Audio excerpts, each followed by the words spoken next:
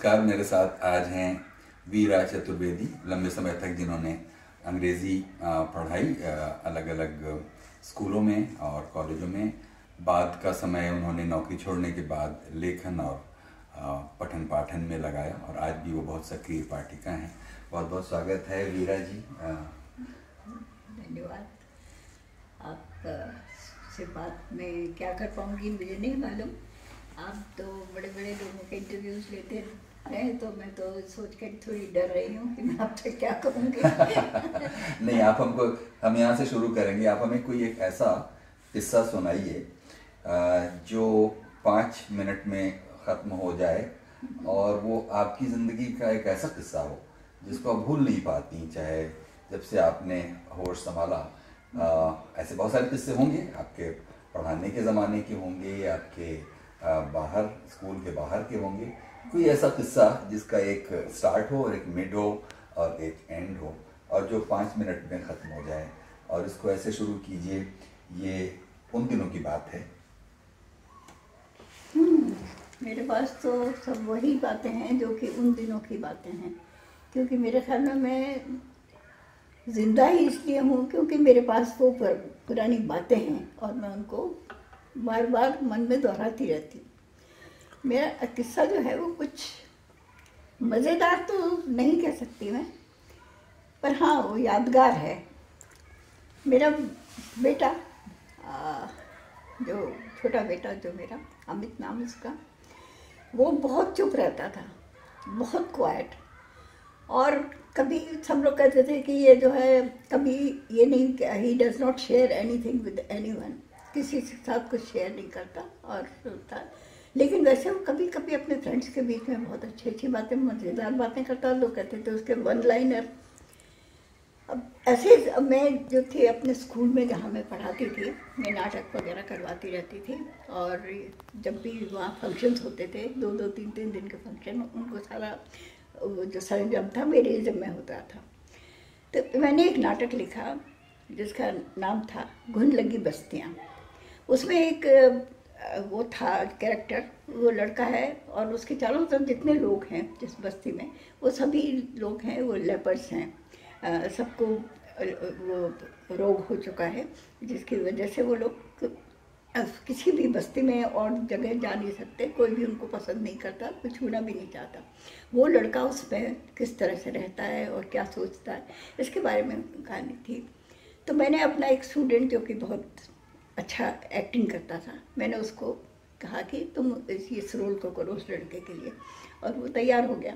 वो छोटी क्लास का था और मेरा बेटा और उसके साथ ही ये लोग उससे सीनियर थे। अब मेरा बेटा मुझसे आकर के कहता है कि ये रोल मैं करूँगा। अच्छा, उसके पहले वो एक बार सिर्फ गणेश उत्सव में उसने एक्टिंग किया था and he did very well, अच्छा किया था उसने। लेकिन फिर मुझे लगने लगा कि अगर मैं एज ए टीचर अपने बेटे को सबसे अच्छा रोल दे दूं और दूसरे जो बच्चे अच्छा करते हैं उनको ना दूं तो अच्छी बात नहीं होगी। तो मैंने उसको बार बार रोका। वो बार बार मुझसे कहता रहा कि ये रोल मुझे दीजिए, ये रोल मुझे दीजिए, पर मैंने उसको वो रोल नहीं दिया। और वो इतना नाराज़ हो गया कि वो उसके अंदर जो छोटे मोटे रोल थे उनमें से एक मैंने उसको दिया था। उसने वो कहा कि हाँ मैं करूँगा, लेकिन जिस दिन एक्ट करना था उस दिन वो नहीं आया और वो पोर्शन मुझे छोड़ देना पड़ा। आज वो नहीं है और मैं सोचती हूँ कि शायद उसके अंदर वो बात रही होगी कि वो उस चरित्र को निभा पाता, पर मैंने उसको मौका नहीं दिया। ये मेरी गलती थी।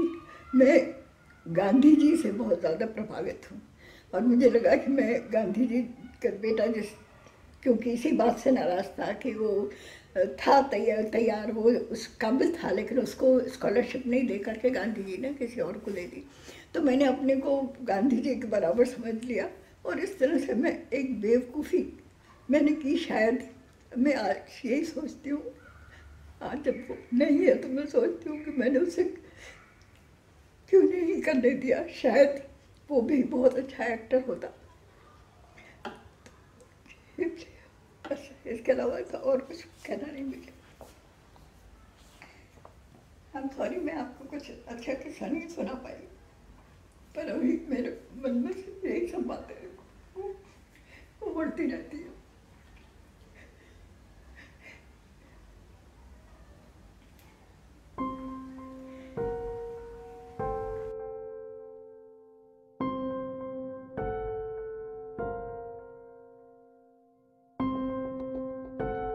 वो जहाँ रहीं उन्होंने कुछ नया और अनूठा किया और उसको निभाया बरसों तक। जैसे एक सुंदरतम एग्जाम्पल ये है कि उन्होंने तमाम स्कूल के मैनेजमेंट से लड़कर और विरोध के बावजूद वॉल मैगज़ीन हमारे स्कूल में निकाली, जो कम से कम 10 बरस तो चली ही। और वो कोई एक ड्राइंग शीट पर कुछ लिख देना और उसको महीने में एक बार चिपका देना जैसी बात नहीं थी। 2 ड्राइंग शीट्स जोड़ी जाती थी और एक मैगज़ीन बनती थी, और ऐसे 4 यानी टोटल 8 ड्राइंग शीट को जोड़कर हिंदी में अलग पूरी की पूरी, अंग्रेज़ी में अलग, कार्टून्स के लिए अलग, पेंटिंग्स के लिए अलग, इस तरह समझिए कि 4 बड़े बड़े पैनल्स बनते थे जो हर 15 दिन में बनते थे, यानी महीने में 2। यानी सोचिए कि 16 ड्राइंग शीट्स बहुत ही खूबसूरत लिखावट के साथ और रंग बिरंगी स्केच पेन के साथ, चित्रों के साथ, और इन ड्राइंग शीट्स पर बैकग्राउंड में भी पेंट होता था। यानी इतने इनोवेटिव प्रयोग होते थे कि वो बहुत ही देखने लायक चीज़ होती थी। और ये 10 बरस तक निकालना, जबकि स्कूल का मैनेजमेंट कहता था कि आप लड़कों का समय ख़राब कर रहे हैं और है ना, बच्चे पढ़ेंगे या ये सब करेंगे, और इस सब विरोध को करते हुए फ़ंड की व्यवस्था करना और उसको बनाए रखना।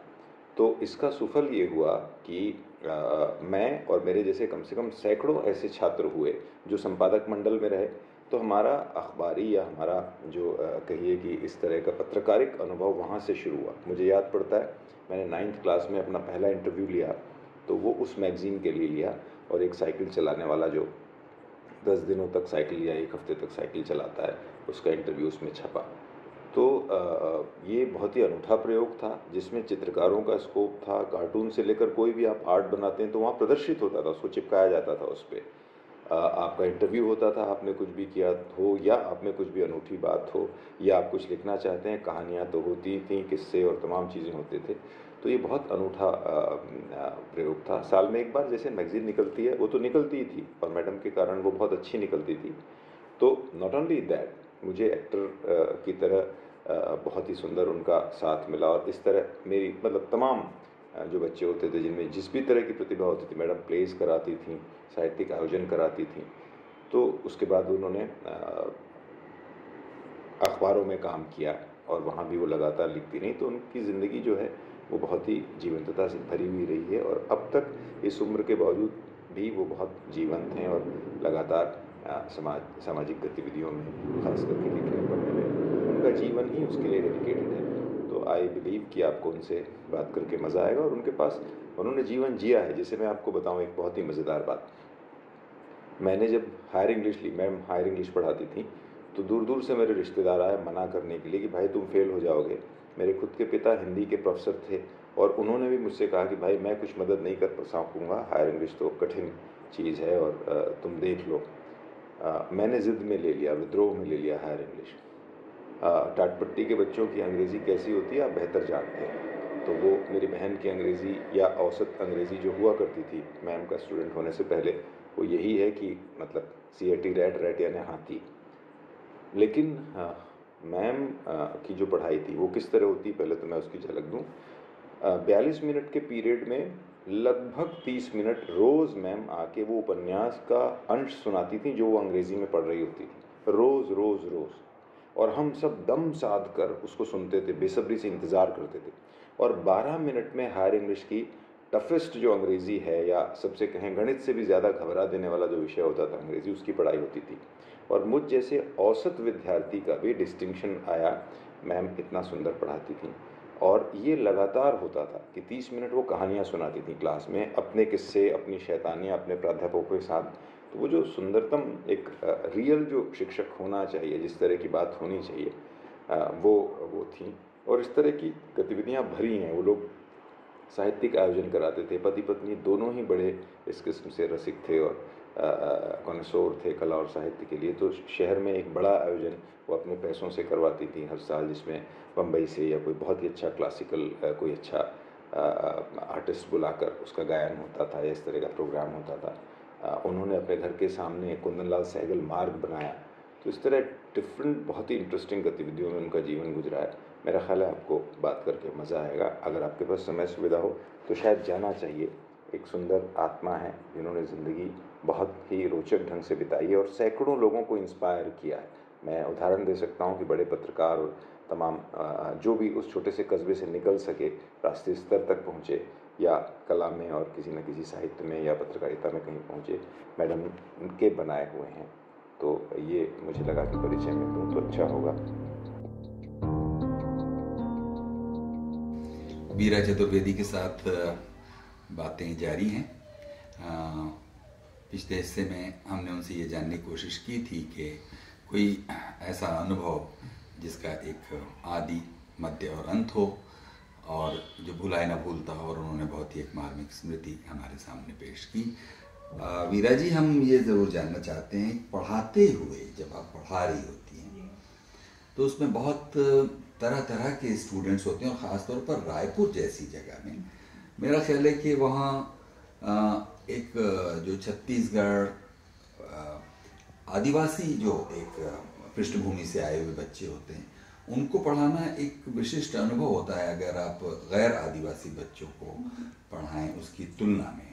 तो ये अनुभव हमको बताइए कि आदिवासी बच्चों में, उस पृष्ठभूमि से आए हुए बच्चों में, आदिवासी पृष्ठभूमि से, उनकी तुलना में जो शहरी और नागर उसमें पृष्ठभूमि में, तो दोनों में क्या अंतर आपने अपने पढ़ाने में पाया और कैसे इस समस्या को आपने हैंडल किया? मुझे ऐसा लगता है खान साहब कि वहाँ पर जिस स्कूल में मैंने पढ़ाया, ज़्यादातर जिन स्कूल्स में पढ़ाया उसमें अच्छे शहरी बच्चे आते थे, और ऐसा जो बिल्कुल आदिवासी वहाँ से आते होम रूल से, ऐसे बच्चे तो मैंने शायद नहीं देखे। हाँ, कुछ ऐसे बच्चे ज़रूर थे जिनके घर वाले पढ़े अनपढ़ हैं, ऐसे बच्चे ज़रूर आए, तो उनको आप कह सकते हैं कि वो आदिवासी उससे आए हुए थे। तो जो बच्चे बिल्कुल अनपढ़ थे या थे, उनको पढ़ाने के लिए मैं कभी भी, हमारे प्रिंसिपल थे, उनका हमेशा कहना रहता है ऐसे बच्चे हैं तो आप इनको जो है ट्यूशन लीजिए। तो ट्यूशन में मेरा कभी भी नहीं रहा। मुझको बिल्कुल ये पसंद नहीं है कि मैं पढ़ाऊँ और फिर उनसे पैसे मांगूँ और वो कहें कि अभी मैं भूल गया, मैं कल जाऊँगा। मुझे इन सब चीज़ों से बहुत ही ज़्यादा नफरत थी, तो मैंने कभी ट्यूशन नहीं किया। तो लेकिन मैं उनकी हमेशा से मदद करने की कोशिश की मैंने, कि भाई तुम लिखो। मैं हर बार मैं ये चाहती थी कि वो कुछ पढ़ें और उसको लिखें। जब तक आप लिखेंगे नहीं तब तक आपको कुछ याद नहीं होगा और आप उसको समझेंगे नहीं। एक बार लिखिए, जैसे कि मैंने उनको एक लेटर लिखने के लिए दिया, तो लेटर उन्होंने लिखा, कहीं से ढूंढ ढांढ करके वो किसी जगह से कॉपी करके ले आए, और कॉपी करके ले आए। और मतलब अगर वैसे ही कुछ कोई टीचर होते जैसा मुझे लगता है तो वो उसमें सही का निशान लगा के साइन कर देते, लेकिन मुझको मालूम था कि ये सब चीज़ें कभी लिख नहीं सकते। वो सेंटेंस और वो सब कुछ उनके बस का नहीं है, उसका मीनिंग ही उनको मालूम नहीं है। तो फिर उनको पूछना पड़ता था कि भाई तुमने ये कहाँ से कॉपी किया, और वो जो थे मान लेते थे और कहते थे कि हमने ऐसे किताब से लिया है, या अपने पिताजी के दोस्त से उनसे पूछा, ये सब। तो लेकिन वीरा जी बताइए कि किस मुद्दे पर स्कूल मैनेजमेंट और प्रिंसिपल वगैरह से आपकी असहमतियां और फिर वो एक तरह से कहिए झगड़े अगर कहा जाए तो होते रहे? ऐसा है कि मैं पढ़ाती थी और मैं बच्चों को कहानियाँ बहुत सुनाती थी। जब भी बच्चों का मन नहीं है पढ़ने का तो मैं उन्हें कहानियाँ सुनाती थी, और मतलब मैं खुद कहानियाँ बहुत पढ़ती रहती हूँ, तो उनको मैंने हर तरह की कहानियाँ सुनाई। और उससे क्या होता था कि उनके अंदर इंटरेस्ट जगा। वो बच्चे मुझे लिख लिख के भेजते हैं कि मैडम आपने कहानी सुनाई तो हमको इतना वो हुआ कि मैंने डिक्शनरी लेकर के इंग्लिश में कहानियाँ पढ़ी और ये सब, और वो पढ़ के मुझे बहुत ही अच्छा लगता है कि मैं कुछ कर पाई उनके लिए। तो जैसे लास्ट लीफ और ऐसी सब कहानियाँ वो सब उन लोगों ने पढ़ी। तो क्या था कि जैसे मैं ये सब भी करती थी और उसके अलावा मैं एक वॉल मैगज़ीन चलाती थी, तो बच्चों से मैं उसमें काम करवाती थी। तो मैं खुद भी मेहनत करती थी। मतलब जब हमारा स्कूल ख़त्म हो जाता था उसके बाद हम लोग करीब करीब 1 घंटे तक घर स्कूल में काम करते थे। कुछ टीचर्स इस बात से चिढ़ते थे और वो शिकायत कर देते थे जाकर के कि वो लड़के जो है ना क्लास छोड़ करके आ जाते हैं और मैडम उनसे काम करवाती रहती हैं ऐसे। तो वो उन्होंने इस मुद्दे को लेकर के उन्होंने एक बार, यानी मेरे उसमें क्लास में सब बच्चों की अच्छी, मैं हायर इंग्लिश पढ़ाती थी तो बच्चों की सबके बहुत अच्छे वो आए सब। मतलब 15 बच्चे थे, उसमें से 13 बच्चों के जो थे डिस्टिंक्शन मार्क्स आए फाइनल ईयर में। तो हमारे जो सेक्रेटरी थे स्कूल के, उन्होंने आकर के कहा कि आप जो है मिस्टर मित्रा थे, आकर के आप बहुत अच्छा किए और बहुत ही अच्छा लगा हमको और ऐसे ही करते रहिए। अभी ये करके चले गए और थोड़े दिन बाद ही एक वो लिख करके आया कि आपका जो है इस वक्त इंक्रीमेंट रोक दिया गया है बिकॉज हमारे स्कूल कमेटी ये समझती है कि you are not hard working. आप बताइए हाउ डू आई फील। और ये कहाँ, जब मैं पढ़ा रही हूँ क्लास में तो मेरे पास वो लेकर के आया और आप उसमें के, अब ये बात सुन करके तो मेरा दिमाग खराब हो गया और मैं सीधे उनके पास पहुंची और मैंने कहा किस अंधे ने ये लिखा है, ये मेरे शब्द थे, मुझे बताइए ये किस अंधे ने ये नोट लिखा है। तो नहीं मैडम बैठिए आप बैठिए, नाराज मत होइए। मैंने कहा नहीं आप बताइए आप क्या चाहते हैं कि मैं वो ले करके सर के ऊपर तसला रख करके सीमेंट वगैरह यहाँ से वहाँ करूँ। हार्ड वर्किंग आप उसको कहते हैं क्या? वो है क्या हार्ड वर्क करना मुझको, या आपके उसमें जो मैदान है उसके अंदर घास जो है वो निकालूँ या कुछ? आप बताइए हार्ड वर्किंग क्या है। अभी आपके सेक्रेटरी आकर के कहते हैं कि आपने डन सो वेल और ये वो, तो वो बिना मेरे हार्ड वर्क किए हुए बच्चे कैसे इस तरह सब करेंगे? तो फिर वो एकदम से नहीं आप बैठ जाइए, अब पानी पी लीजिए, ऐसा करिए। फिर इस बात से उनका झगड़ा हो जाता। उसके बाद जब हम लोग नाटक करते थे तो जैसे बच्चे बहुत देर तक रात में रुकते थे, मेरा बेटा जो था ना ये डांस में हमेशा रहता था ये हमें। तो ये हम लोग रात में 8-8 बजे तक, यानी स्कूल ख़त्म 5 बजे हो जाए, हम 8 बजे तक हम डांस की प्रैक्टिस कर रहे हैं। फिर बुला कर खिला रही हूँ किसी को भांगड़ा सिखाने के लिए और फिर अपने पास से पैसे लेकर के मैं लोगों को समोसे खिलाती थी। चंद मल्लिका के बच्चे भी काम करते थे तो 20 रुपये पर खाना वाना कुछ खिला देती थी उनको, तो वो सब मुझे अच्छा लगता था इसलिए मैं करती थी। तो ये जो है ये सब तो कुछ भी नहीं देखना कि भाई बच्चे वहाँ कर रहे हैं तो लाइट का इंतज़ाम कर दें, कुछ करें या बच्चों को कुछ खिला दें, वो कुछ भी नहीं है। ये क्या है बच्चे 8-8 बजे तक रुके रहते हैं ऐसा। फिर इस बात से फिर मेरा उनसे बहुत झगड़ा होता था। फिर मैंने उनसे जाकर वो बोले कि अब आपने जो है ना वो फैंसी ड्रेस प्रतियोगिता करवा दी डांस के, उसके बीच में उनको इनाम कौन देगा? तो फिर मैं दूंगी इनाम, मेरी तरफ से मैं उनको इनाम दूंगी और आपको कुछ करने की ज़रूरत नहीं। मैंने कहा मैं फैंसी ड्रेस करवाइए। क्या होता है कि आप नाटक वाटक कराते हो उसमें कुछ बच्चे पार्टिसिपेट करते हैं, लेकिन फैंसी ड्रेस के अंदर lot of children can participate, बहुत से बच्चे जो आना चाहते हैं स्टेज के ऊपर। तो ये सोचना चाहिए ना। तो इस बात से झगड़ा हो जाता था उनसे। फिर मैं लाइब्रेरी, उनके लाइब्रेरी जो थी उसका लाइब्रेरी जो थे वो छोड़ के चले गए, तो इन्होंने लाइब्रेरी बंद कर दी। तो इस बात का झगड़ा, मैंने कहा आपने लाइब्रेरी क्यों बंद कर दी? बस बच्चों को पढ़ने दीजिए ना किताबें। तो कहने लगे कौन देखेगा? तो मैंने कहा मैं देखूँगी। तो आप देखेंगे? आप 6 पीरियड पढ़ाने के बाद लाइब्रेरी देखेंगे? हाँ देखूँगी। तो मैं इस बात से झगड़ा कि मैं कहूँ कि किताबें तो और ख़रीदेंगे ना, बहुत किताबें हैं, आप कैसा बात करते हैं, बोलते कैसा बात करते हैं, और जो है बहुत किताबें हैं, इतना तो पढ़िए। मैंने कहा भाई नई किताबें आ रही हैं इतनी सारी, आप कहते हैं कि यही बहुत है। मैं कहीं मैं तो किताबें खरीदूँगी। और तो उनका मैं जाके सिर्फ 2000 रुपये की किताबें खरीद करके लेकर आई। क्या मिसेस चतुर्वेदी आप बहुत पैसा खर्च करते हो, हमारे काली बाड़ी के पास इतना पैसा नहीं है। मैं फिर कहती थी काली बाड़ी के जो मेंबर्स हैं बैठ करके शराब पीते रहते हैं और ताश खेलते हैं रात में, उसके लिए तो उनके पास पैसा है और इसके लिए नहीं। ये सब बात में मतलब ऐसा साफ बोल देती थी। ये बच्चे मालूम है इन लोगों को, इनके सामने कई बार झगड़ा हुआ उनसे। सो इन सब बातों से उनसे मेरा झगड़ा हो जाता था। फिर भी जब भी कोई काम होगा तब मिस्टर चतुर्वेदी को बुलाएंगे। एग्जामिनेशन है और क्या है कि खुद जाकर के एग्जामिनेशन हॉल में बच्चों को बताने लग रहे हैं कि अंग्रेजी के अंदर कि ये जो है ऐसा कर लो ऐसा कर लो फाइनल एग्जाम के अंदर। और उनका एक किस्सा सुनाऊँ आपको कि एक दिन जो थे वो बैठे हुए थे और कुछ हुआ, वो क्लास में गए। एक क्लास लेते थे वो अंग्रेजी की, वो सोचते थे वो अंग्रेजी में बहुत अच्छे हैं, तो एक क्लास लेते थे। उन्होंने जाकर क्लास में पूछा कि दिस इज़ अ बॉय, इसके अंदर वर्ब क्या है। तो 11th क्लास का मैं ये पूछ रही हूँ तो एक लड़के ने खड़े होकर कहा बॉय। तो इनको इतना गुस्सा आया, इन्होंने अपनी चप्पल उतारी और फेंक के उसको मारी। और वो जो था ना लड़का वो आदिवासी उसका था, और ये जो था ना वो वहाँ पर मतलब उसमें संसद में उसका सवाल उठ गया कि इन्होंने जो है ना एक आदिवासी लड़के को क्लास में जूते से मारा। तो हम जब आ करके चाय पीते थे हम लोग साथ में थे, बैठे हुए थे, तो मैंने ऐसे पूछा, मैंने कहा सर हो क्या गया।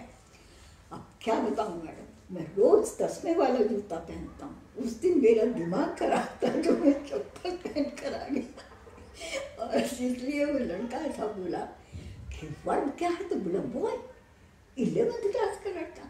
उसलिए मैंने उठा के चप्पल मारा, मेरा किस्मत ही खराब था। हम लोग इस बात को कभी भी भूलते नहीं थे, हमेशा कहते थे आप सर पे होने कभी चप्पल पहन के नहीं आएंगे, 10वें वाले जूते ही पहनेंगे। तो ये सब बात रहती थी उनकी। और बच्चे जो थे ना वो उसकी वजह से सब वजह से अब रिस्पेक्ट करते थे और वो करते थे, वो उनको अच्छा लगता नहीं था, इसीलिए हमेशा झगड़ा हमसे होता रहता। ये जो स्कूल था वो था लड़के लड़कियां साथ में पढ़ते थे? लड़के नहीं थे, सिर्फ लड़के थे। सिर्फ लड़के थे। मैं ज़्यादातर लड़कों के साथ ही मेरी ज़्यादा बनती है हमेशा से। मैं पढ़ा है लड़कों के इसमें राजकुमार कॉलेज में, फिर उसके बाद फिर मैंने यहाँ क्या हुआ कि वो ये आइडिया आपको क्यों आया होगा? खुद अपनी स्कूलिंग का कुछ प्रभाव था? जब आप छात्र रही होंगी तब का कोई प्रभाव था क्या कि कहानियां पढ़कर सुनाना है बच्चों को, भले वो उनके सिलेबस में सीधे तौर पर ना हो तो भी उनको कहानियां पढ़कर सुनाना है? ये आइडिया कहाँ से आया था? ये क्या थी हमारी कॉलेज, तो हमारी जो इंग्लिश की टीचर थी, 2-3 टीचर्स थी जो अलग अलग वो पढ़ाती थी। कहाँ की बात है? जयपुर की। जयपुर में। जयपुर में आप पढ़ रही थी? जयपुर मार्डिस कॉलेज से पढ़ी? जी हाँ, वहीं से पढ़ी। तो वो जो थी फ्रॉम द बिगिनिंग, हम फर्स्ट ईयर में थे तब से एमए तक उन्होंने हमको पढ़ाया। साउथ इंडियन थी वो, और बहुत ही अच्छा पढ़ती थी वो कि आज भी उनकी बात मेरे कानों में है। अच्छा पढ़ने का क्या मतलब है, जरा बताइए, नमूना दिखाइए। वो कहती थी वो है what can ail thee knight at arms alone and something loitering, the sand has withered from the lake and no bird sing, ऐसा बोलती थी।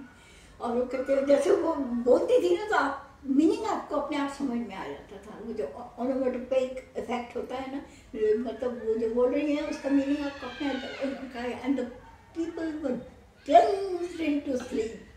आपको प्लंज का मतलब समझने की जरूरत नहीं है। वो उनकी बातें जो थी ना वो, और वो उनका हमेशा ये था कि वो आती थी थोड़ा सा लेट, और जैसे ही घंटी बजती थी वो बाहर निकल जाती थी कि नो वेट कि मैं पूरा करूँगी, उनको पढ़ाते पढ़ाते बाहर चली जाती थी। और वो प्लेज करवाती थी और she was a very good actress. तो उसके वो जो थी हम लोगों को अलग अलग चीज़ें ला करके सुनाती थी। मतलब जैसे हम शेक्सपियर पढ़ रहे हैं तो वो हमको वाटर स्कॉट या किसी और का ला करके वो प्ले पढ़ाएंगे, सुनाएंगी, मतलब पूरा पढ़ के सुनाएंगी या हमसे करवाएंगी। और या हम लोगों से सॉलिडिक्विज हैं शेक्सपियर के, हमसे कहती थी याद करके आओ या क्लास में उसको सुनाओ। और इस तरह का काम वो हम लोगों को करवाती रहती थी। तो उन्होंने इतनी स्टोरी सुनाई हम लोगों को और इतनी अच्छी तरह से वो करती थी कि वो दिमाग में मेरे था। इसलिए मुझे लगता था कि बच्चों को इंटरेस्ट जो भी पढ़ाना है वो इट शुड बी इंटरेस्टिंग, नहीं तो ऐसे बोरे बिल्कुल ऐसे लेसन रखे हुए जो कि आप वैसे कभी पढ़ना नहीं चाहेंगे। शुरू हुआ तो बस गांधी जी से शुरू हुआ। अब गांधी जी बड़े लोगों के समझ में आते हैं, बच्चों को इतने गांधी जी कहाँ समझ में आते हैं, और उनको लगता है कि कहाँ बोरियत में फंसे हुए हैं। और ग्लो बॉम्ब के ऊपर शुरू हुए तो ग्लो बॉम्ब के अंदर भी कितने बच्चों को इंटरेस्ट है। ये सब मैं तो 10 साल तक लगातार वो सब पढ़ा, सब याद हो गए वो। और पोएम्स जो थी, कभी आप ये सोचती हैं मिसेस चतुर्वेदी के जो कुछ पढ़ाया जाता है बच्चों को, और वो भी अंग्रेजी कुछ भी आप पढ़ाती रही हैं, और हम लोगों के यहाँ तो सबकी मदर टंग अलग है, तो ये जबरदस्ती अंग्रेजी थोपना जैसा कुछ है, और कभी कभी ऐसा लगे कि ये तो बेकार, मतलब सिर्फ पढ़ाने की नौकरी है, सो पढ़ा रहे हैं, वरना बच्चों को मजा तो आ नहीं रहा है उसमें। क्या ऐसा कोई एहसास होता था? नहीं, मुझको क्या है कि I was always in love with English. पता नहीं, शायद फादर हमारे थे, फादर वॉज कलेक्टर, और वो खुद मेरी बहनों को, क्योंकि हम लोग ऐसे थे गांव में रहे हैं, तो मेरे से बड़ी बहनें जो थी, मेरे से we were 5 sisters, I was the youngest. तो हम लोग तो, मैं और मेरी से जो इमीडिएट बड़ी थी, हम दोनों तो स्कूल जाते थे। जो बड़ी बहनें थी उनको ये कभी वहाँ किसी ऐसा स्कूल नहीं होता जिसमें, तो हमारे फादर उनको इंग्लिश पढ़ाते थे, और वो जो थे उनको शेक्सपियर और सब पढ़ाते थे। तो उनको बहुत ज़्यादा शौक था इसका, अंग्रेज़ी का। वो तो खैर उर्दू भी जानते थे, उन्होंने तो उर्दू पढ़ी थी, तो उर्दू, उनको हिंदी ज़रा कम आती थी, पर इंग्लिश और उसका तो उनको बहुत था। यानी ऐसा था कि गांव का स्कूल होता था, और कोई भी फंक्शन होता था तो he was the chief guest, तो हम लोग डांस नहीं कर सकते थे, उनको बिल्कुल पसंद नहीं था कि हम वहाँ पर डांस करें। लेकिन नाटक करना है तो कोई बात नहीं, तो भी उनसे पूछना पड़ता था। जो नसरुद्दीन शाह अपने फादर के बारे में सोचती, मेरा बिल्कुल वैसा का वैसा ही था मेरा फादर से था। मैं बहुत डरती थी उनसे, बहुत ज़्यादा, और मैं बिल्कुल उनके खिलाफ, मेरे मन में बहुत वो थी कि वो हमेशा इतने नाराज से क्यों रहते थे, बिकॉज वो अपने काम में लगे रहते थे। हम लोगों से, इतना बड़ी बहनों से वो बात करते थे, हमसे कभी बात नहीं की उन्होंने। तो ये था कि मैंने उनसे पूछा कि आप हमारे स्कूल में वो है ड्रामा हो रहा है और मर्चेंट अवेयरनेस कर रहे हैं, गाँव के स्कूल में मर्चेंट अवेयरनेस अंग्रेजी में होने वाला है, तो बहुत बड़ी बात थी। तो उन्होंने कहा अच्छा मर्चेंट अवेयरनेस हो रहा है, तुम क्या बनी? मैं कहा मैं पोर्शिया बनी। अच्छा, उनको सुनाओ, तो कुछ सुनाओ उसमें से। फटाफट सुना दिया उनको। सुनाइए। अब तुमने याद नहीं तो शाइलॉक का पूरा वो जो था वो याद था। क्या has a dog marry? Is it possible that a cur can lend a ducat to you? ये कुछ वर्ड्स थे, तो ये शाइलॉक है। पोर्शिया भी मुझे बहुत पूरी अच्छी तरह से याद थी। तो वो जो थे बड़े खुश हो गए, अरे वाह बिल्कुल बहुत अच्छा है। और उन्होंने, मैं जब एक्ट किया वहाँ, तो मेरी सिस्टर ने मुझसे कहा कि तुम्हारी आवाज़ तो सुनाई दे नहीं रही थी, आवाज़ तो ऐसी ही थी हमेशा से, तो आवाज़ तो माइक वाइक इतने अच्छे थे नहीं, तो लेकिन तुम्हारे एक्सप्रेशन बहुत अच्छे थे। तो दैट मेड मी फील कि मैं एक्ट कर सकती हूँ। मैंने कोशिश भी की, लेकिन my husband did not like it. तो बहुत से फिल्मों में कौन सी हीरोइनें थी जो आपको अच्छी लगती थी? मेरी फेवरेट नरगिस। आपको अपनी शक्ल किस हीरोइन से मिलती जुलती लगा करती थी उस जमाने में? सज धज के जैसे नकल किया तो कैसी लगती हूँ मैं? नहीं, I don't think I ever had that. मैं कभी नहीं सोचा। लोग मुझे मीना शौरी के, मीना शौरी, हाँ, मेरे को मीना शौरी, मेरी बहनें जो थी जब मैं छोटी थी, छोटी छोटी बना के, तो मुझे मीना शौरी कहती थी कि ऐसी लगती है, बिकॉज मोटी भी थी ना वो, तो इसलिए। बाकी कुछ नहीं, बाकी ऐसे कहने को तो लोग कितने से मिला दे, कहीं किसी ने कह दिया नल्ली जवन, मैंने नल्ली जवन सुन लेंगी तो आपको मर्डर कर देगी, क्योंकि शेर इतनी बड़ी बड़ी आंखें थी उसकी। तो ये सब कहने की कोई बात है। ये बताइए कि जिस स्कूल की बात आप कर रही हैं, चाहे वो कालीबाड़ी वाला स्कूल हो या बाद में कोई और स्कूल हो, कितनी महिलाएं पढ़ा रही थी? इस कालीबाड़ी के अंदर चार तो हमेशा से थी, कभी कभी 5 हो जाती थी। और तब स्कूल मैनेजमेंट इतना जिम्मेदारी से और सेंसिटिविटी के साथ आप लोगों की महिला होने का सम्मान कर पाता था? मसलन कि वहाँ उनके वॉशरूम वगैरह दुरुस्त और साफ सुथरे रहते थे? वो नहीं रहते थे। उसकी मैंने बहुत ही तकलीफ उठाई उसकी वजह से। I never visited the washroom. सुबह 11 बजे स्कूल पहुंच जाती थी और 5:30 बजे वहाँ से निकलती थी, कभी नहीं, और पानी नहीं पीती थी। और पानी नहीं पीने की वजह से मुझे बहुत तकलीफ हुई। क्या तकलीफें हुई? बहुत ज़्यादा पेट बहुत ही खराब, इंडाइजेशन। कितने साल ये प्रैक्टिस चली आपकी? 10 साल तो मैं वहीं थी। उसके पहले वहाँ पर मैंने 2 स्कूल, मैंने बहुत सारे स्कूल बदले। पहले एक साल स्कूल में पढ़ाया मैंने, वहाँ भी यही हाल। फिर उसके बाद एक और स्कूल था, गुजराती स्कूल, उसमें पढ़ाया। उसमें मुझे लड़के बहुत ख़राब लगे तो मैं वो भी छोड़ दिया। फिर उसके बाद मैं कालीबाड़ी में आई। फिर कालीबाड़ी में भी क्या हुआ, लड़कों ने कुछ टीचर्स के खिलाफ मतलब कुछ लिख करके और अखबार में छपा दिया। अब because these boys were always with me, तो प्रिंसिपल ने मुझे बुलाया कि मैडम आपने बच्चों को ये क्या करके करवाया।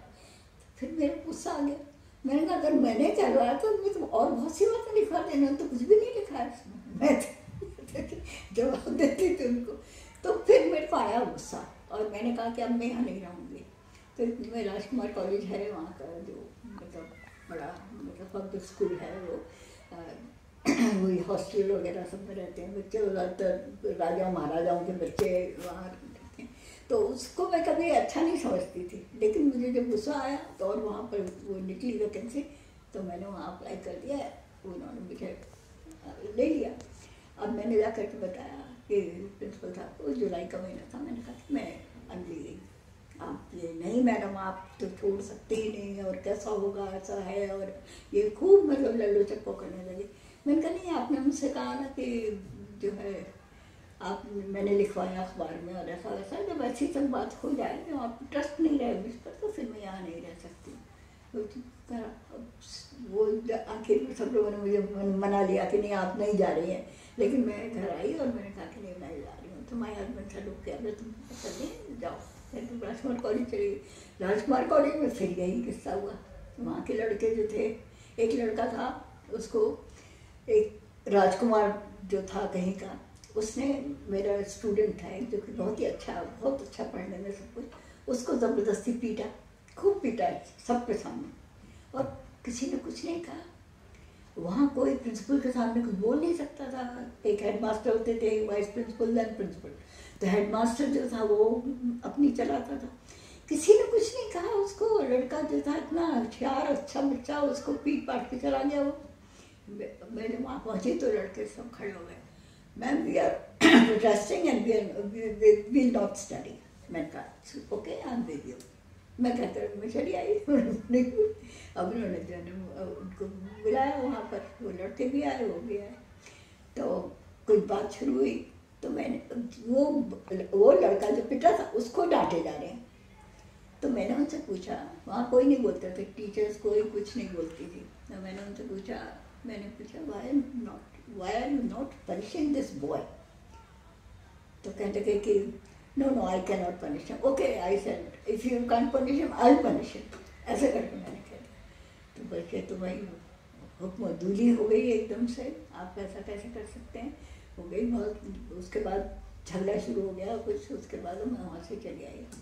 फिर मैंने रिज़ाइन कर दिया, रिज़ाइन करके और चली आई सब। फिर वो कहने लगे कि आपने मुझसे आके बात ही नहीं की प्रिंसिपल ने। फिर मेरा हस्बैंड से कहा कि she did not come to me, कम से कम आके मुझसे बात तो करती, मैं सारी बात सुलझा देता। तो मैंने कहा नहीं, अब जब हो गया उसके बाद मैं मतलब अखबार में काम करने लगी। देशबंधु नाम का अखबार था, वहाँ मैंने काम करना। कितने साल किया? 13 साल। 13 साल बतौर क्या? बतौर एज ए राइटर। कोई कॉलम लिखती थी क्या? सबसे पहले कॉलम लिखा, ये क्या कहते हैं उसको, मतलब कॉलेज से और स्कूल से संबंधित। कैंपस यस, कैंपस ही नाम था उसका, वो लिखा। तो बतौर एक टीचर जिसके ऊपर एक तरह से कहिए कि भूत सवार रहता है कि वो सबको सिखा देगा, खुद कुछ सीखा आपने जिंदगी में कि मतलब खाली सिखाती है? मैंने ज़िंदगी में बहुत कुछ सीखा। एक तो मैंने ये बात सीखी कि मुझे कभी भी ऐसा नहीं सोचना चाहिए कि अगर कोई बात मुझे किसी की गलत लगी है तो मैं हमेशा के लिए ये सोच लूँ कि नहीं, ये जो है ना, मैं उसको हमेशा के लिए रिजेक्ट कर दूँ।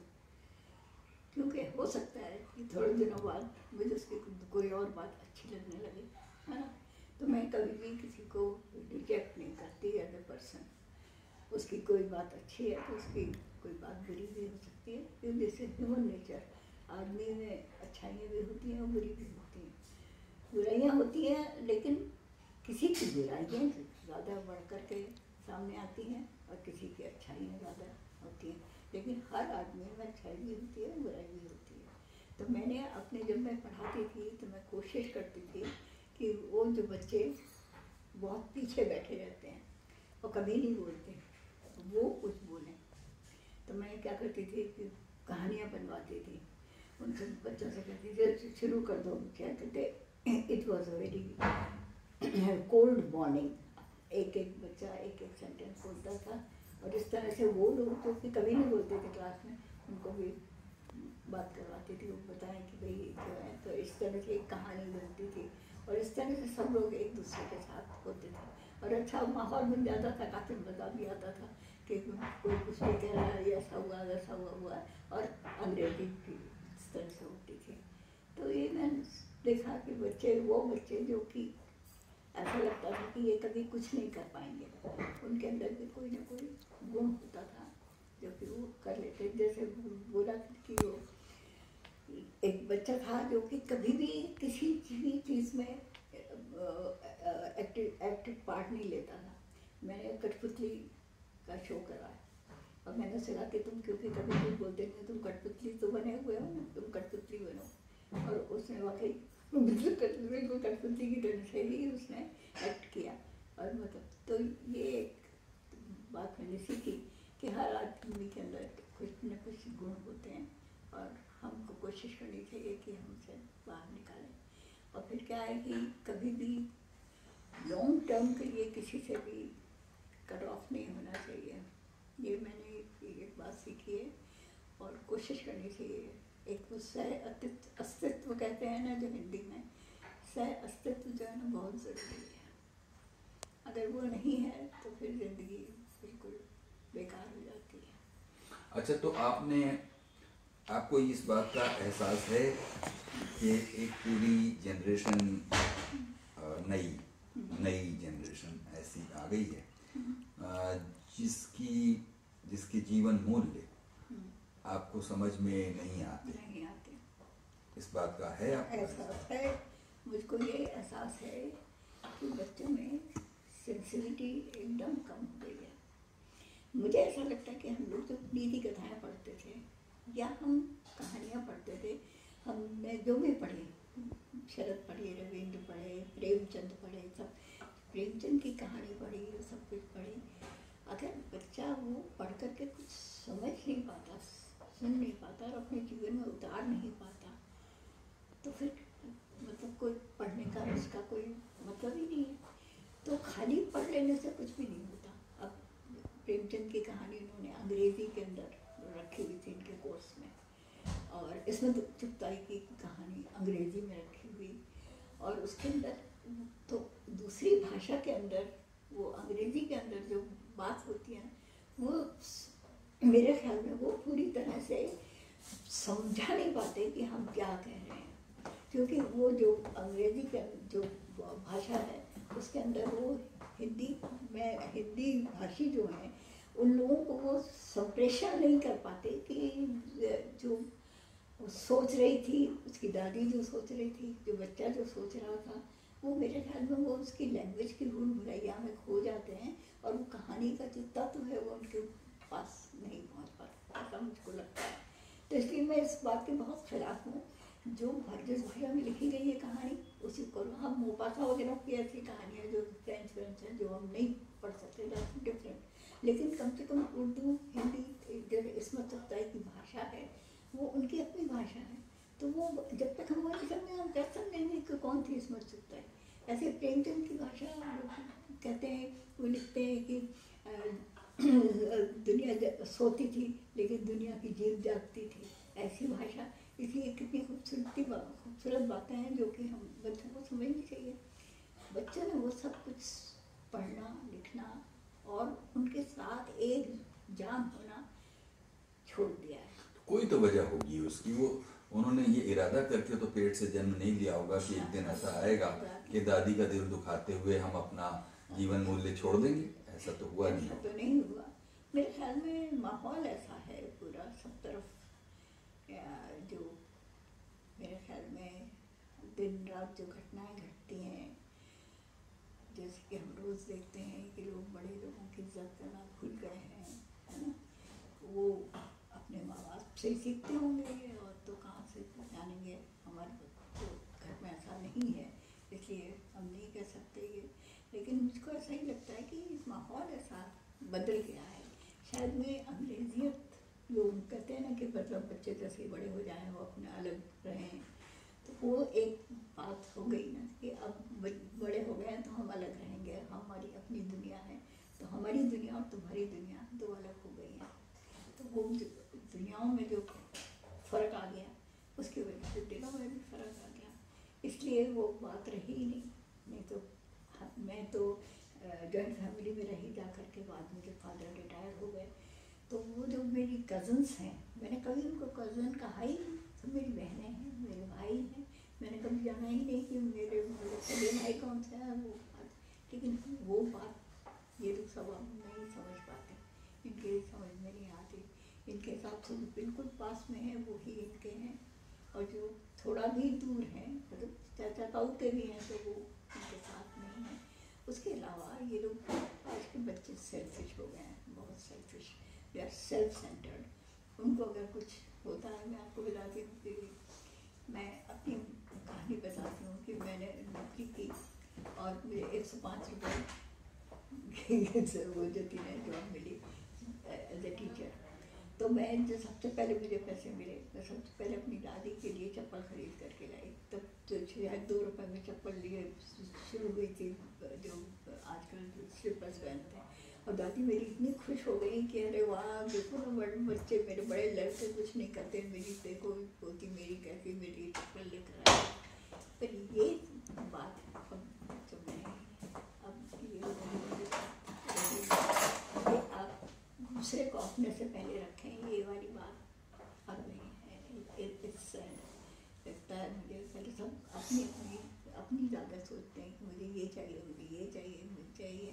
अभी शायद दुनिया जो है ना वो इसमें ज़्यादा भी इस एक जनरलाइज्ड ऑब्जर्वेशन के अलावा कुछ एक बहुत स्पेसिफिक पर्सनल स्पेस में भी जब मामला आपके ऊपर आएगा, आपकी ग्रैंड चिल्ड्रन के ऊपर आएगा, तो उसको ऐसे पासिंगली रिमार्क करके गुजर जाना तो बनता नहीं है।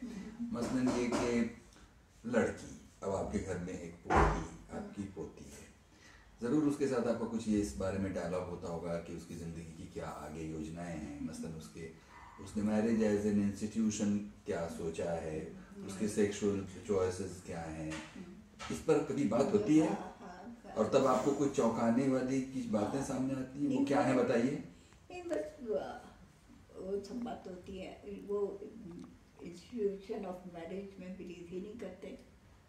उनको लगता है कि ये कभी सक्सेसफुल होता ही नहीं, and who wants to get married.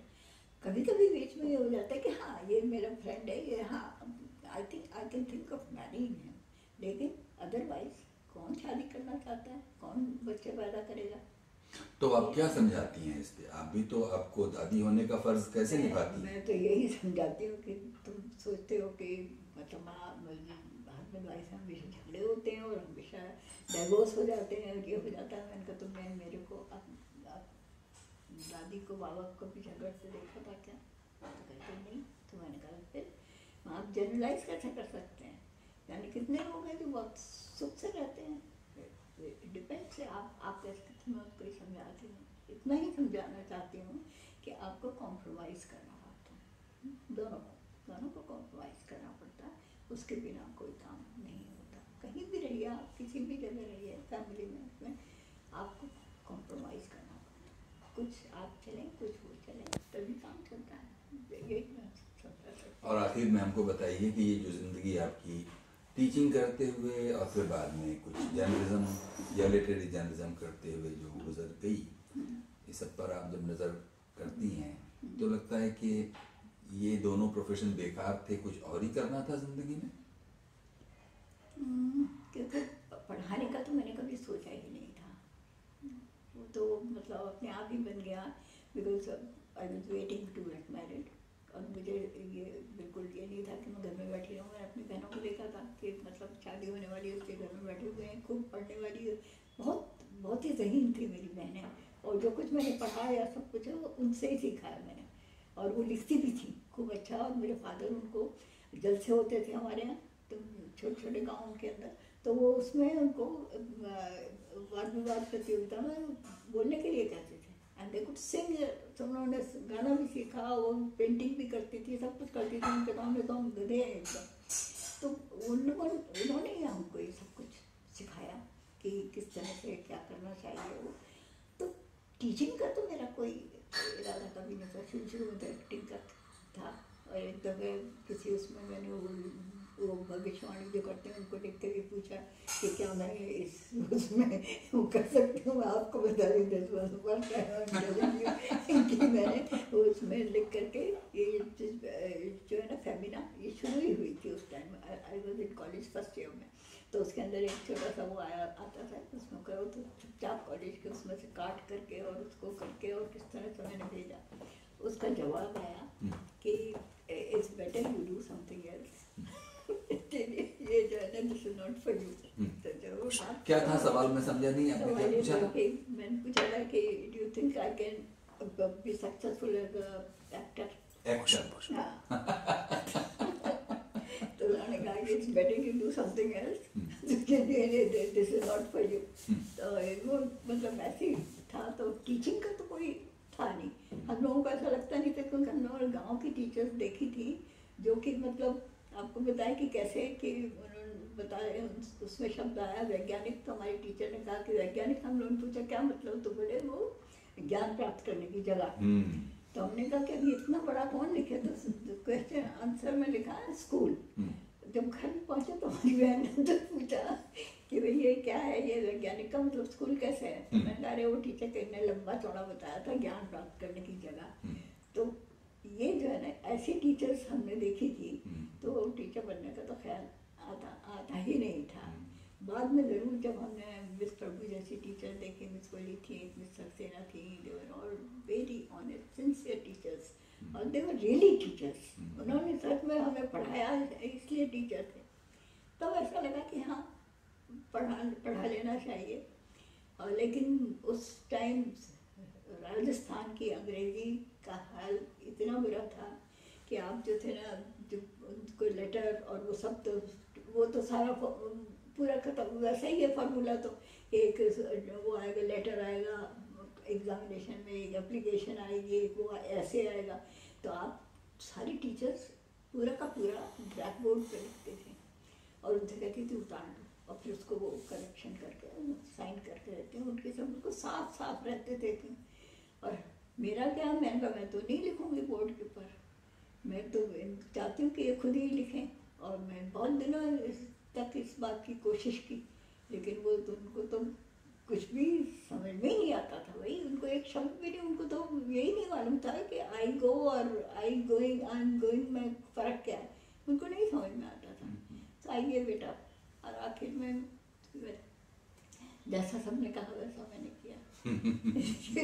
उसके बाद तो खैर छोड़ा, फिर कॉलेज में पढ़ाया। कॉलेज में ऐसा कि मतलब गाइड कोर्स में थी, और लड़के ऐसे कि उनको जो है वो गाइड की स्पेलिंग तक पता नहीं। तो हाँ, तो ठीक है, ये इस तरह गुजरी। हाँ, गुजरी। आप कुछ गा सकती हैं? नहीं। कुछ गुनगुना सकती हैं? कुछ ट्राई कीजिए।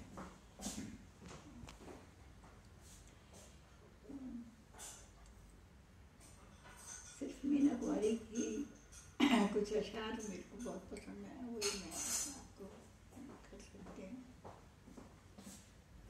मीरा कुमारी का गा दीजिए। हाँ वो इसी पे आई। ये एक ही बात मुझे आती है, हाँ? वो भी आवाज़ मेरी अभी पानी लो, निकलेगी है पानी लो। नहीं नहीं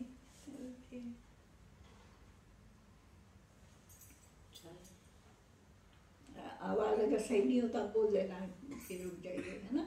बिल्कुल। आगाज़ तो होता है, अंजाम नहीं होता, जब मेरी कहानी में पूरी नहीं गा पाऊँ।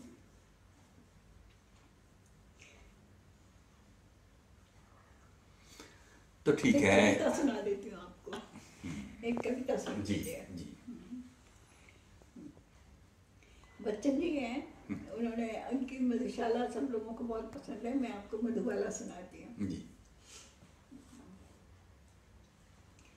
मैं मधुशाला की मधुबाला वे मधुबाला मधुशाला की, मैं मधु विक्रेता की प्यारी, मधु के खट मुझ पर बलिहारी, प्यारों की मैं सुखमा सारी, मेरा रुख देखा करती है, मधु प्यासे नैनों की माला, मैं मधुशाला की मधुबाला।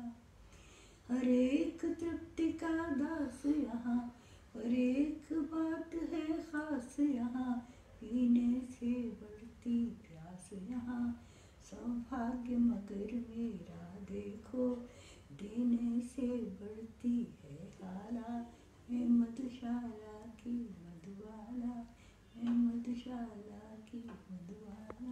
वाह वाह, क्या बात है।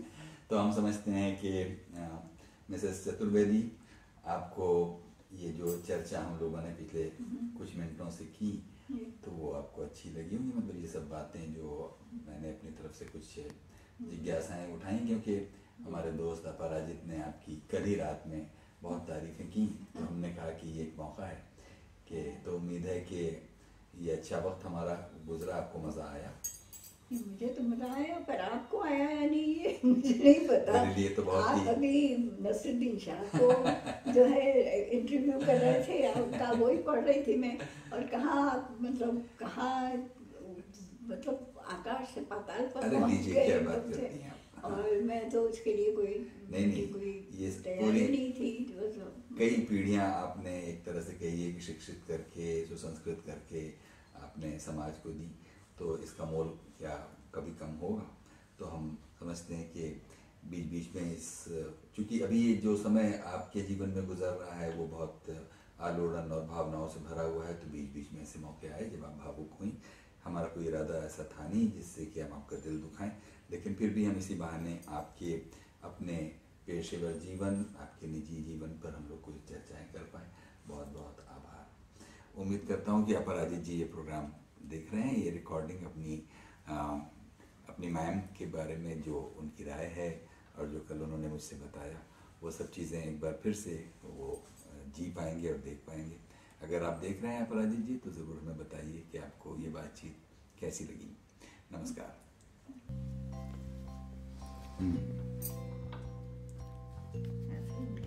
अच्छे तस्वीरें निकालते थे, एक आनंद वाला, ये रेयर तस्वीर है ये।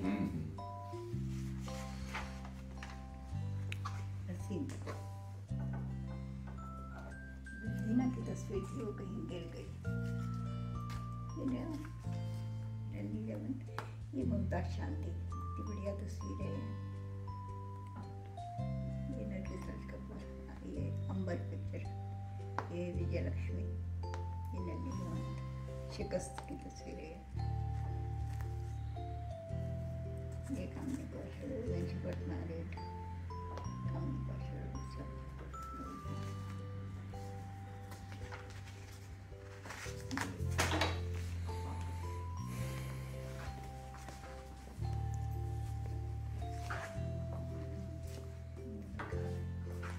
ये लगी इलस्ट्रेटेड वीकली में फुल पेज ये आई थी तस्वीर।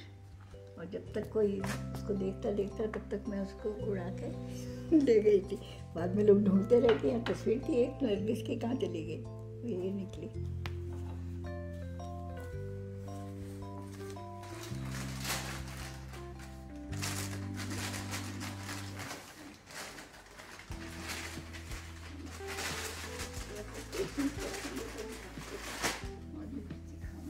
देवी का रानी,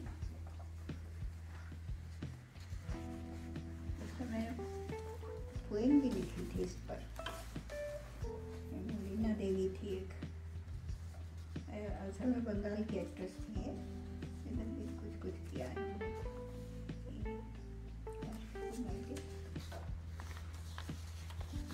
मुझे विराट ये चीज़ को पहचानिए।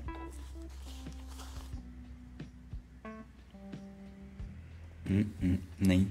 मनोरमा अल नसीर, ये अल नसीर भी बड़ा हैंडसम एक्टर हुआ करता था। हाँ। ये सैगल अदीला देसाई, सैगल नसीम,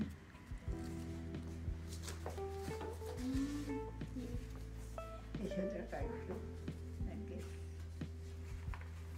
ये इन्होंने पिक्चर बनाई थी वीर कुणाल, किशोर साहू की फिल्म थी।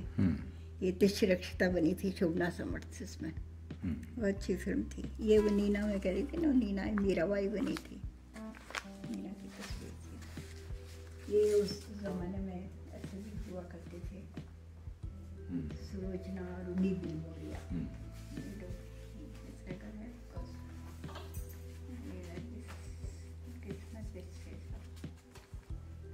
ये तस्वीर देख, जयराज और देवानंद। अच्छा। ये एक पिक्चर बनी थी, दिया होगा ये, फिर ये इलस्ट्रेटेड वीकली की तस्वीर है।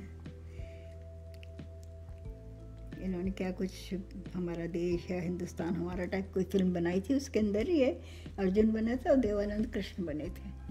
ये रेयर तस्वीर है ये पृथ्वीराज कपूर इसमें बनाई है, देवी का रानी। ये कुमार, ये वीना जो बड़ी शानदार एक्ट्रेस थी ना, ये रागिनी, ये शाहजहां में जो वो बनी थी मुमताज। ये वीरा है, इसके नाम पर मेरे भाई ने मेरा नाम रखा है, हालांकि ये थी बेचारी कुछ खास नहीं, पर ये थी वीरा और ये कहलाती थी वीरा इंदौर वाली। अच्छा। ये शहनवाज, इसकी भी बहुत फिल्में देखी हमने, बहुत अच्छा। भाईजान फिल्म थी इसकी, नूरजहां, और ये शोभना समर्थ। ये कितनी अच्छी तस्वीर है। ये सुरेश नाम का एक्टर था, ये नरगिस जयवंत, ये नरगिस राज कपूर ऑफकोर्स, ये आपने देखी कामिनी कौशल, ओमकार शांति, ये इतनी अच्छी तस्वीर है। और तस्वीरें तो एग्जीबिशन में खरीदी हुई। ये सुरैया, अशोक कुमार, ये वीना, ये शोभना समर्थ, कामिनी कौशल, ये कोई जयदेव नाम का एक्टर था, ये कामिनी कौशल, ये मीरा मिश्रा, ये विनीता भट्ट थी एक, नहीं विनीता बोस, विनीता भट्ट तो दूसरी थी। ये कितनी अच्छी है, शहीद की तस्वीर है ये शबनम की, ये आरजू, ये वो नदिया के पार, कामिनी कौशल, दिलीप कुमार, ये कामिनी कौशल बेटा हुआ, ये कानन वाला, ये प्रेम अली, ये हुस्न मानो नाम की एक्ट्रेस थी, ये जयश्री। ये मालूम है जब शकुंतला पिक्चर आई थी ना, तब जो अखबार में जो पोस्टर छपे थे ना, उसमें से कटा हुआ है ये। अच्छा। वो पता नहीं कहाँ लगी तो थी कहीं पर, अब मिल नहीं रही है ये तस्वीर थी। चंद्रमोहन था ना उसमें, चंद्रमोहन बना था राजा। ये शोभना समर्थ की कितनी बढ़िया तस्वीर है, इस राम राज्य की। ये राज कपूर, शम्मी कपूर। नहीं, राज कपूर है ये। एक पिक्चर थी जेल यात्रा, सब शुरुआती पिक्चर थी, वो कमली कौशल और राज कपूर का। कुछ और सा ये पूर्णिमा, ये बनमाला, शी वाज कॉल्ड बनमाला BA। ये किसी ग्वालियर के राजघराने की वो थी ये, और बड़ी अच्छी थी, बड़ी खूबसूरत। ये साधना बोस, राजनर्त की फिल्म। ये मोनिका देसाई चित्रलेखा के अंदर। ये शो थी सुलोचना चैटर्जी की मृदुला, जिसके साथ दिलीप कौर ने पहली फिल्म की थी जॉय बाटा, वो है। ये अजूरी थी डांसर। ये मनोरमा, एक मनोरमा में एक बहुत ही अच्छी तस्वीर है। ये थी रेणुका देवी। ये रेहाना, रेहाना का सुना होगा नाम आपने, चिंचिनाती बुबलबू और ये सब फिल्में थी इनकी। ये मुनव्वर सुल्ताना, ये अफसाना लिख रही हूँ वाली, ये भी रेहाना। ये रागिनी, नताशा, ये मनोरमा इतनी अच्छी दिखती थी पहले। ये पृथ्वीराज और कोई सकूबाई थी वो एक्ट्रेस। ये खुर्शीद और मोतीलाल, ये सविता देवी, ये जोगन, नटकेश दिलीप कुमार। ये वो जो भूमिका पिक्चर बनाई ना जिनकी, उस पर ये उनकी हंसा वाडकर तो है ये हंसा वाडकर। और ये वीना, ये साधना बोस।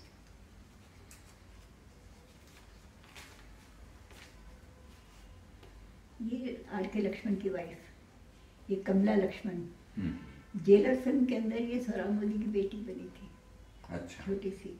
बाद में फिर कोई फिल्म थी मेरे ख्याल में, चोरी या नहीं, न्यू दिल्ली की ना, किशोर कुमार विजयंती वाली फिल्म, उसमें इसने डांस किया था। डांसर, भरतनाट्यम। लेकिन जेलर फिल्म जो थी पहली, जो सोहराब मोदी वाली, उसमें ये सोहराब मोदी की बेटी बनी थी। अच्छा। कमला। ये कोई 1944-45 की कोई कैलेंडर में फिल्म निकाली हुई तस्वीर है। ये वही फिल्म इंडिया आया करता था ना पहले, उसकी तस्वीरें हैं ये। अशोक कुमार देवकरानी, ये सैगल, ये परवाना की तस्वीर है। ये केएन सिंह, सुरैया। ये इनकी शादी हुई है प्रेमनाथ बीना राय। ये सुरैया, देवानंद, दिलीप कुमार, किशोर साहू, बीना राय। ये एक शोले पिक्चर पहले थी, ये तो बाद में बनी है। ये बहुत अच्छी फिल्म थी ये, बीना राय अशोक कुमार की। ये किशोर साहू, आशा बाली। ये जब इनकी शादी हुई ना, तब हमने कहाँ से ढूंढ ढांड करके तस्वीरें चिपकाई इसमें। ये कल्पना कार्तिक है, ये फिर है। ये बीना राय, आशा माथुर, मीना कुमारी, देवानंद, ये देविका रानी, ये मीना शोरी। और ये बताइए कौन है? देख के बताता हूँ। ये श्याम है। यस, क्या और ये शेखर। और ये दिल्ली हमदर्द फिल्म। और ये जो थी, कौन सी फिल्म है ये नहीं ध्यान मुझे। ये बड़ी थी तस्वीरें। ये गौहर फिल्म थी, रहमान, नबीना राय, अदे सबकस, नन्हे जवंत और ये नौबहार। रजनीश राज कपूर, नबीना राय, प्रेमनाथ। ये तस्वीर सुरैया वास्ती,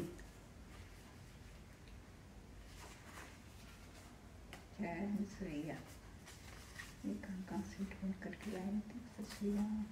ये मेरी बहुत फेवरेट तस्वीर है, जो कि मैं बचा के रखे रहती हूँ कि ये हट न जाए।